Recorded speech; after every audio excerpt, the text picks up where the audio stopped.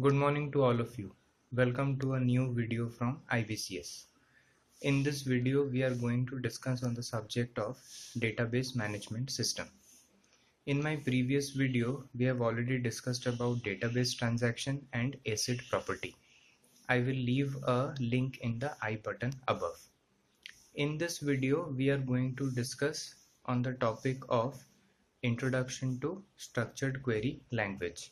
In this video, we will be discussing about the overview, definition, and commands such as the data definition language.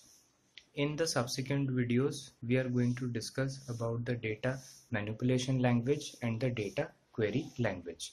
So let us start. So let us start with the content of this video.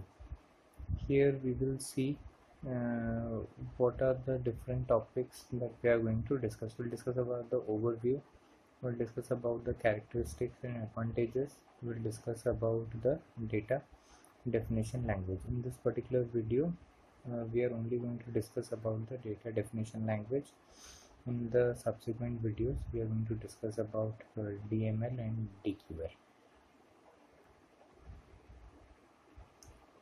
So structured query language is a database query language that is used for defining and changing the structure of a table and also used for storing, retrieving and managing data in the relational database.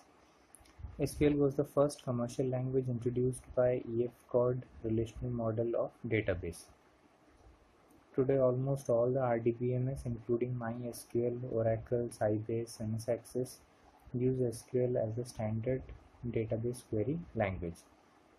SQL is used to perform all type of data operation in the RDBMS such as creating a table, inserting data into table, manipulating the data in the table and other operations. Following are few of the advantages or characteristics of SQL. High performance, high availability, scalability and flexibility.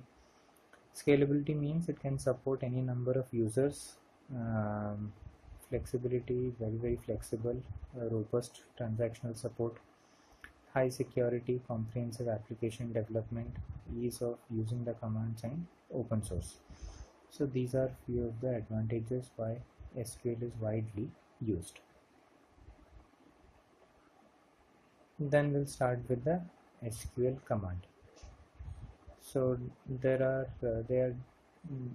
categorized into three different sections: data definition language, data manipulation language and data control language. In this video we'll only discuss about the data definition language. So DDL is generally used to create database objects such as table, views, index, etc. They also define the access right for those objects. So let us discuss in detail about the data definition language. So data definition language generally is used to define the schema of the relation. That means it is used to define the structure of the table. It is also used to define the domain values associated with each attribute. The domain means the permitted values for each attribute. For example, let us take the attribute of a gender. So in gender, as of now, there are only three possibilities which are there: male, female and others. So the domain for gender is male, female and others. That is also defined by DDL. It also defines the integrity constraints.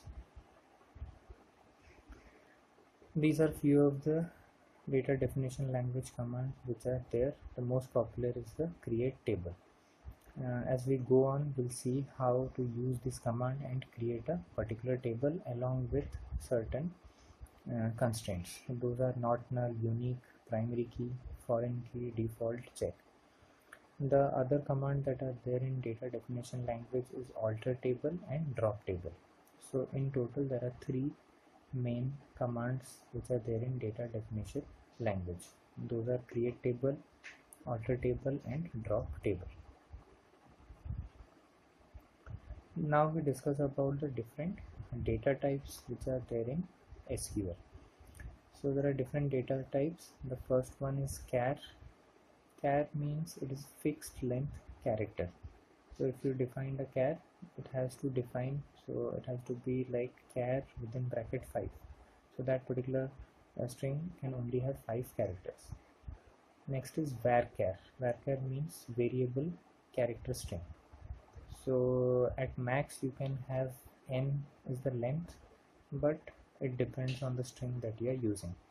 The next data type is int. Int means simply an integer that you can use. The other one is numeric. Numeric can be used for floating point or decimal point. Generally, salaries can be denoted by numeric. These are again few of the data types in detail.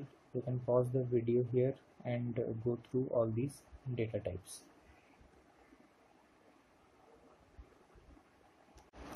Now let us take our discussion forward and see how exactly we can use all these commands in application. So we'll start with the create table construct. Now when we are defining or using the create table command, this is the structure that we are going to use to create a table. So the command is create table R. Here R represents the relation name. So for example, let us say the relation name is student, so I will say create table student, then bracket start. Now A1 D1. A1 represents the attribute and D1 represents the domain of that attribute. So you can add any number of attribute to your table as you want, and then you can add all your integrity constant. Here I have taken an example. The example is create table instructor. So that means the name of the relation is instructor. Within bracket, the first attribute is id, whose data type is char, that is a fixed length character of 5, then comma, name, which is a varchar, not null. Here not null represents that we have to make sure that whenever we enter the data, we cannot leave this name field blank. There has to be some value that has to be inserted in the name attribute. We cannot leave it blank, so that is why it is not null. Then comma, then department name, again varchar within bracket 20, comma, salary, which is numeric 8,2, and bracket close. So here in this table, whose name, the table name is instructor, I have got 4 attributes: id, name, department name, and salary, with different attributes. Now here when we close the bracket and put semicolon, a table is created. Here the insert command is given. Though insert is not a part of data definition language, we will see in detail how the insert command works when we discuss about the data manipulation language. Then we are going to discuss about different integrity constraints that are there in creating a table. Generally there are 3. The first one is not null. Not null means if an attribute is given as not null, as I have told you earlier, you cannot leave that particular field blank. There has to be some value that has to be inserted. The next is primary key. So primary key, you have to define one of the attribute as primary key, which will uniquely identify your tuple. So in my previous example, the ID would be the primary key, and the next one is the foreign key if they are there. So as you can see in the slide, all these integrity constants are defined in the way that is given in the slide. Please pause the video and go through the structure. Once we are through with the create command, then we go to the next 2 command, which is drop and alter.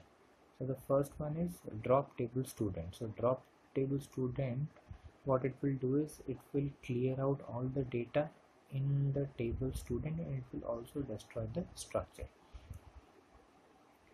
The next one is delete from student. Delete, though it is not the part of data definition language, it is a part of data manipulation language. We will see when we discuss about the data manipulation language. The next one is the alter table command. Here the structure is alter table R. Again, R is the name of the relation. Add a D. So add A means A is the domain name and D is the A is the attribute and D is the domain name. Similarly, if we want to drop a particular column, the command would be alter table R drop A. So simply you do not have to specify anything else. From the table R, we can just choose to drop the attribute A. These are the examples. So let us say I have a table named student which already have the attributes such as registration number, name, course and city. Here the registration number would be the primary key, but I have forgotten to insert the contact number for a student. So I can use the alter table and use the command alter table student add contact number integer. What this will do is it will add the contact number attribute to the table student. Now if I have to remove, let us say, the course, then I'll use the following command alter table student drop course. So what it will do, it will delete or it will alter the structure, and in the outcome of the structure there would be no course attribute.